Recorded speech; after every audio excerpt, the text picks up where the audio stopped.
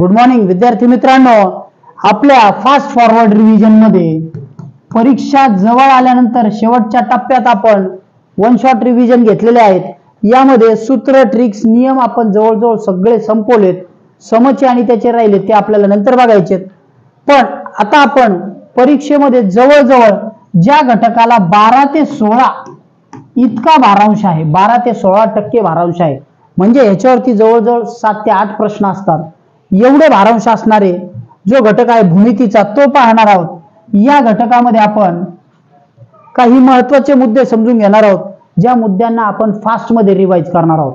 आपण त्याच्या complete revision घेतल्या, फुल रिव्हिजन घेतल्या, पण इथं शॉर्ट्स मध्ये आपण त्याला थोडक्यात ते मुद्दे समजून घेऊ। त्यातले काही बारकावे मी तुम्हाला सांगणार आहे। बारकावे कसे, एखाद्या कोणाचं माप एवढंच असलं म्हणजे तो कसा होता असा नाही, तो एवढा नसेल तर काय होतं हे पण सांगतो। ठीक आहे, ही जी भूमितीची रिव्हिजन आहे ही न चुकता सगळी बघा, शेवटपर्यंत बघा। यामध्ये तुम्हाला निश्चित काही नव्या गोष्टींना उजाळा मिळेल। ओके, चला सुरुवात करू। याच्यामध्ये आपण किरण, कोन, रेषा समजून घेऊ। तुमच्या समोर किरण आहे। किरण म्हणजे काय आधी ते सांगतो।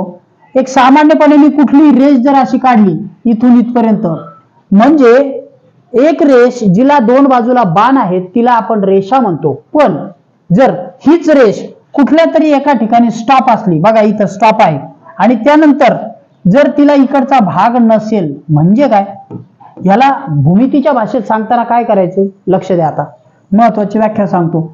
एका आरंभ बिंदूपासून सुरू होणाऱ्या व एकाच दिशेमध्ये जाणाऱ्या रेषेला किरण म्हणतात।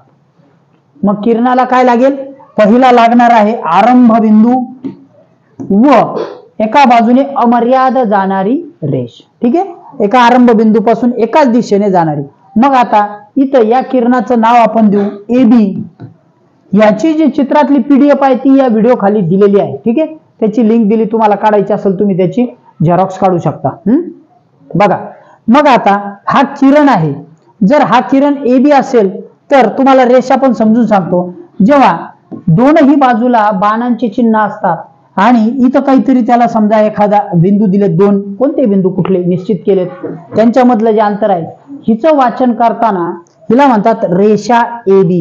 काय म्हणतात, रेषा AB। ठीक आहे, त्यानंतर आता ही रेषा AB आहे, पण ह्याच्यातला विशिष्ट भाग जर दिलाय CD तर याला रेषाखंड सुद्धा म्हणतात। कसा असतो रेषाखंड, बघा एवढा तुकडा आहे याला रेषाखंड म्हणणार।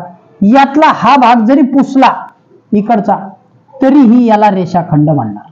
ठीक आहे का, कारण हा एका रेषेचा खंड आहे, तुकडा आहे। आलं लक्षात, ज्याला दोन बिंदू आहेत असा रेषाखंड।